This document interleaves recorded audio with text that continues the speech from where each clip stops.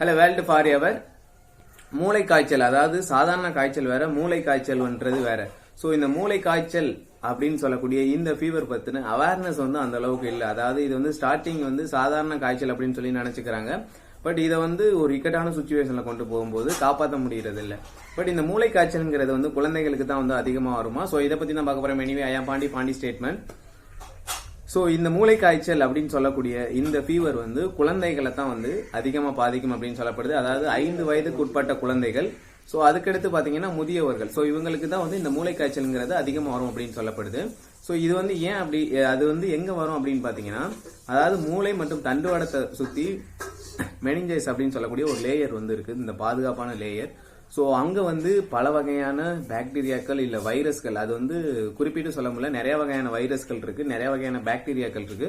So அதுல இருந்து ஒரு இன்ஃபெக்ஷனை ஏற்படுத்தி, ஸோ அதுல இருந்து இன்ஃபிளமேஷன் ஆகக்கூடிய ஒரு ஸ்டேஜை தான் வந்து மூளை காய்ச்சல் அப்படின்னு சொல்லப்படுது. ஸோ இந்த மூளை காய்ச்சல் வந்து ஆக்சிடென்ட் ஆகுறாங்கல்ல, ஸோ அவங்களுக்கும் வர்றதுக்கு சான்சஸ் வந்து இருக்கு அப்படின்னு சொல்லப்படுது. ரெண்டாவது, இதோட சிம்டம்ஸ் எல்லாம் எந்த மாதிரி இருக்கும் அப்படின்னு பாத்தீங்கன்னா, ஃபீவர், இப்போ வந்து நமக்கு சாதாரண ஃபீவர் வருது பாத்தீங்களா, ஸோ அது மாதிரி ஃபீவர், ஸோ சளி, அதுக்கடுத்து பாத்தீங்கன்னா பயங்கரமான தலைவலி வந்து இருக்கும் அப்படின்னு சொல்லப்படுது.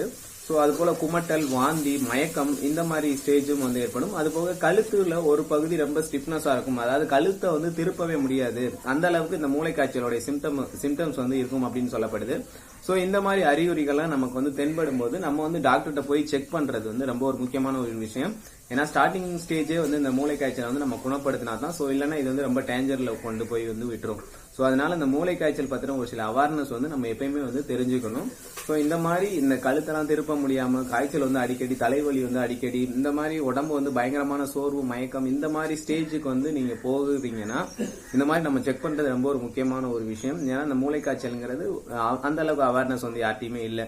ஸோ இது வந்து பல வகையான பாக்டீரியாக்கள், இப்போ வந்து அம்மைக்கு கொடுக்கக்கூடிய அந்த வைரஸ் மூலியமாகவோ இல்லை பாக்டீரியாக்கள், ஸோ நிறைய வகையான பாக்டீரியா, அதாவது இந்த ஸ்ட்ரெப்டாகாக்கஸ், இந்த மாதிரி பாக்டீரியா இனங்கள்னாலையும் இந்த மூளை காய்ச்சல் வந்து வருது அப்படின்னு சொல்லப்படுது. ஸோ இதில் சின்ன இன்ஃபர்மேஷன் அடுத்த மீட் பண்ணலாம். ஓகே, பாய்.